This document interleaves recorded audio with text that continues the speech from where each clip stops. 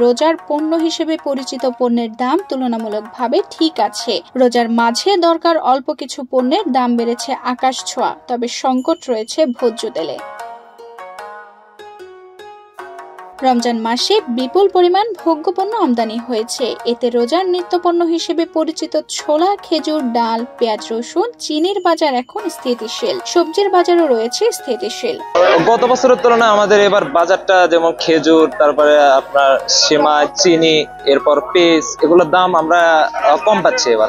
রমজান উপলক্ষে বগুড়ায় প্রতিটি নিত্য পণ্যের দোকানে রয়েছে ব্যাপক ভিড়। প্রতি বছর এই সময়ে সবজি সহ অন্যান্য পণ্যের চাহিদা বেড়ে যায় দ্বিগুণ। চাহিদার সঙ্গে পাল্লা দিয়ে বাড়ে দামও। কিন্তু এবছর রমজানকে ঘিরে বাজারের দামের প্রভাব পড়েনি। বাজারে সবজির সরবরাহ অনেক, এতে দাম আগের মতোই রয়েছে। তবে সবকিছুর মধ্যে তেলের দামটা বেশি।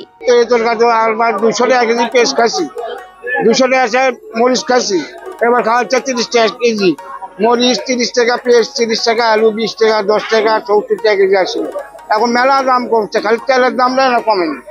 তেল দাম কমলে বলে আমরা একটু গরিব মানুষেরা বাঁচতে পারি। বাজার লোকজনের সঙ্গে যতই বাড়তিছে ততই দেখা যাচ্ছে দ্রব্যমূল্যের দাম আরো ঊর্ধ্বগতি হয়ে যাচ্ছে। যদি বাজার প্রশাসনের যারা নিয়ন্ত্রণ করতে পারে তাহলে বিষয়টা খুব সহজভাবে নিয়ন্ত্রণ করা সম্ভব। বিশেষ করে রমজান মাসে পেঁয়াজ, কাঁচামরিচ, বেগুন ও শসার বাড়তি দামকে পুঁজি করে দাম বাড়লেও এবার দাম বাড়ার কোনো সংখ্যা নেই। তাই বিগত কয়েক বছরের মধ্যে এবার বেশ স্বস্তিতে রমজানের সবজি বাজার করতে পারছেন সাধারণ মানুষ। এছাড়াও ডিম ও চিনির দাম কম হওয়ায় বাড়তি দামের চাপ বইতে হচ্ছে না ভোক্তাদের। তানজিদা রহমান, ইনায়া, বাংলাদেশ প্রতিদিন।